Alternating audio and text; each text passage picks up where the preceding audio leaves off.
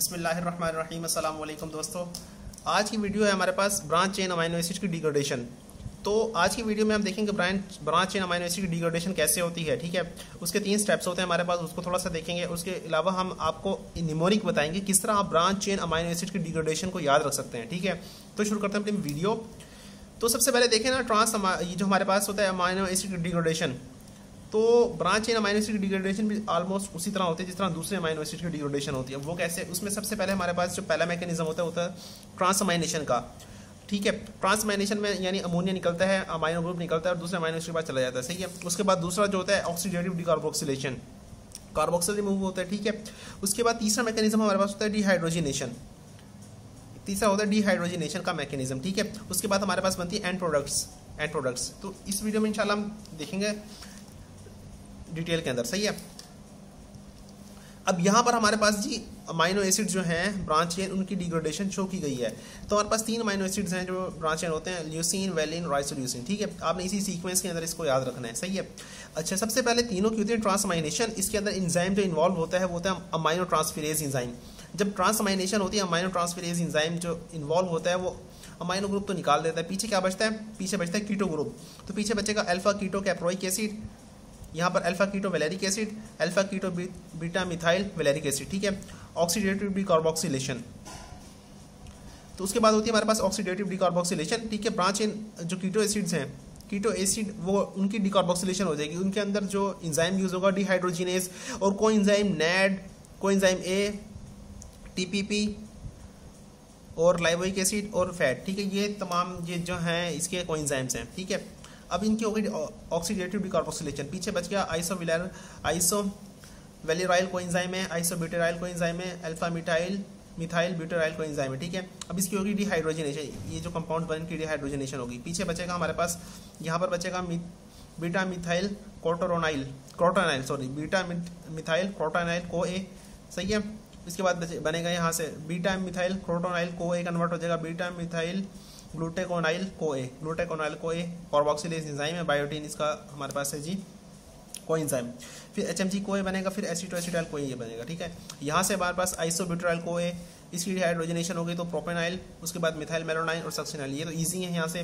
और ये alpha methyl ब्यूटेराइल को ए, यहाँ पर एसिटाइल को ए सेपरेट हो गया और पीछे बचेगा प्रोपेनाइल को ए, मिथाइल मेलोनाइल को ए और सक्सिनाइल को है। ठीक है, तो ये तो हमारे पास थी मेटाबॉलिज्म सिंपली।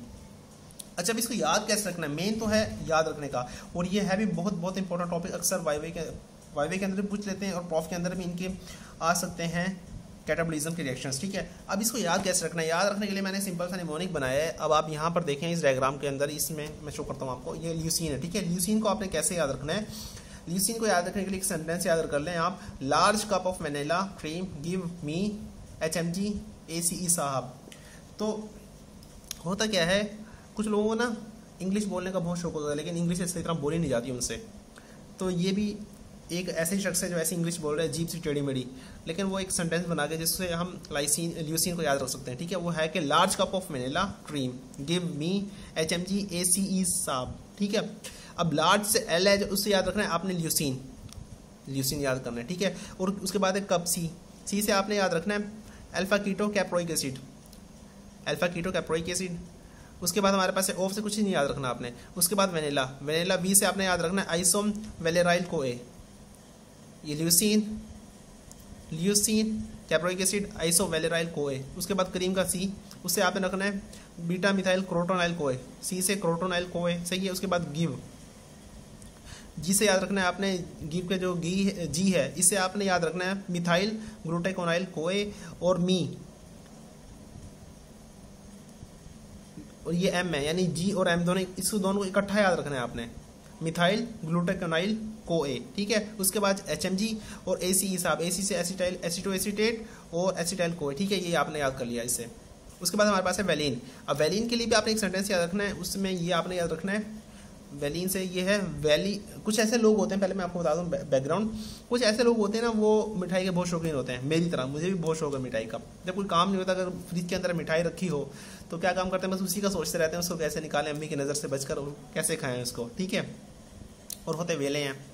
तो इस तरह आपने सेंटेंस बन के हमारे पास वेली बैठी प्रॉपर मिठाई सोचे। सही है, इस तरह आपने याद रखना है, वेली वेली बैठी प्रॉपर मिठाई का सोचे।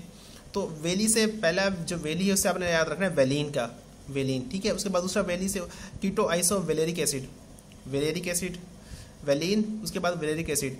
बी से हमारे पास है जी ब्यूटेराइल कोए, आइसो, इसमें है आइसो ब्यूटेराइल कोए, बैठे का जो बी है इससे आइसो ब्यूटेराइल कोए। सही है, उसके बाद प्रॉपर प्रोपिनाइल कोए, आगे मिठाई से मिथाइल मेलोनाइल कोए, और आगे सोचे से सक्सिनाइल कोए। ठीक है, इस तरह आपने याद कर लिया वेलिन का। उसके बाद हमारे पास है आइसोल्यूसिन।